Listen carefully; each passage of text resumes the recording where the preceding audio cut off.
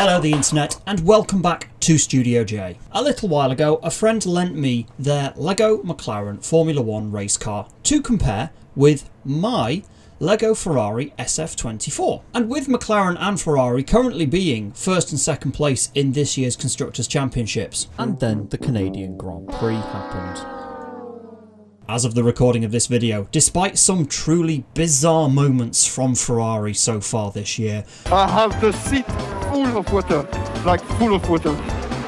Must be the water. we're only 10 races in. So now is the perfect time to have these two sets side by side for a good old-fashioned deep dive comparison. Starting out with the stats for each set. The McLaren has a parts count of 1,434, a 319-page instruction manual, an initial release price of $169.99 and 54 stickers. By comparison, the Ferrari has 1,361 parts, 311 pages of instructions, a release price of $199.99 and 55 stickers. Those stats are not actually why I'm here. No, I am here to compare the kits on a constructed level, seeing as they are 3 years apart in release, with the McLaren coming first in 2022 and the Ferrari in 2025, and to see how LEGO changed their design approach from this first large-scale Technic kit to another one 3 years later.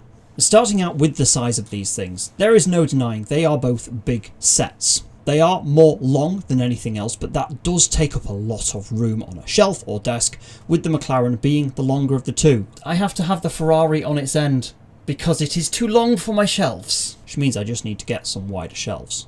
But the biggest thing you notice putting them side by side is the ride height of these two individual cars. The McLaren is practically hugging the ground compared to the Ferrari. You could almost overtake the Ferrari by driving underneath it, it's that high off the ground.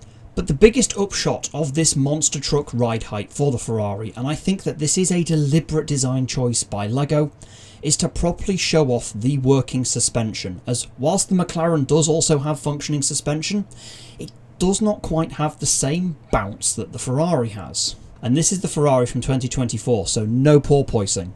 With the front view of these cars, you notice that the McLaren is a much wider car than the Ferrari. And yes, I filmed this prior to getting the replacement parts for my Ferrari, hence the grey bit on the front. Now I do talk more about my Ferrari's missing parts in the full review video, which is linked somewhere up there. I think it's that corner it appears in. And if you want to check that out, feel free to do so. And whilst you're there, why not subscribe to the channel if you want to? But back to the comparison. The rear view again shows the McLaren being the bigger of the two, here again being wider and also taller with its rear wing.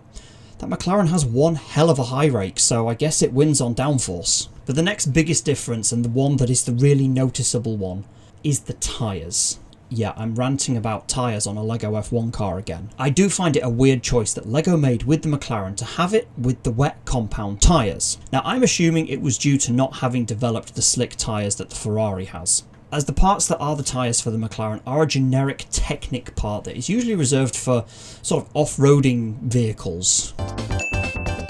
And also how they went about the graphics on the tyres and the wheel covers for the McLaren. For me, when I look at it as a premium LEGO set, I think it looks quite cheap, and I'll be honest, it did kind of put me off buying it back in 2022. That, and it wasn't a Ferrari. But come 3 years later, and those gripes I had with the McLaren have been fixed with these slick tyres and graphics printed on them, and much better wheel caps.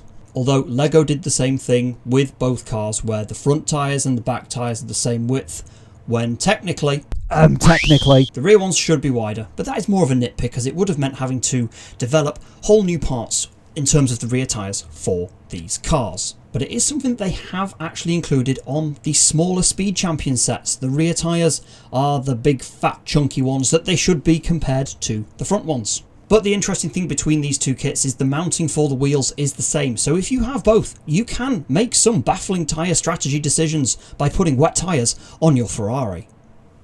And flipping the cars upside down, you do get a different story to the Ferrari being superior, with a more obviously LEGO underside with more grey, blue, orange and yellow parts being visible, compared to the McLaren that at least has more of a uniform colour scheme.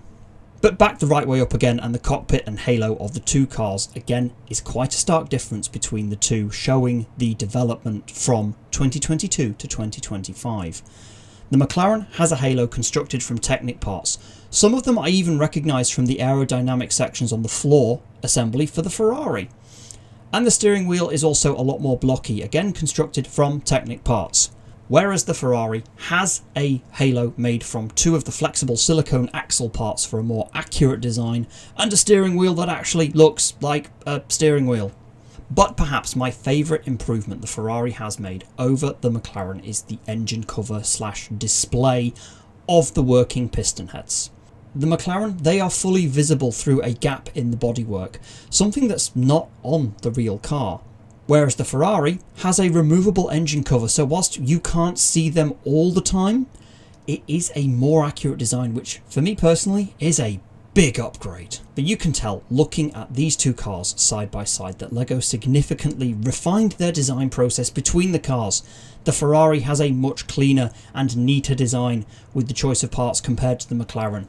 It is a clear evolution from the lessons learnt from the McLaren to the Ferrari. Overall, I do prefer the Ferrari to the McLaren, and I'm not just saying that because I'm a Ferrari fan. Okay, maybe I am a little bit, probably quite a lot actually. Luigi, follow on with the Ferrari.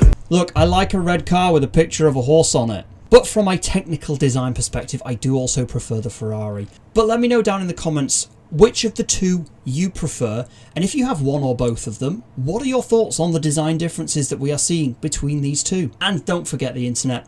Be sure to make sure you are subscribed to the channel, as my Speed Champions Constructors Championship is entering its final stages now, with 6 cars down and 4 to go.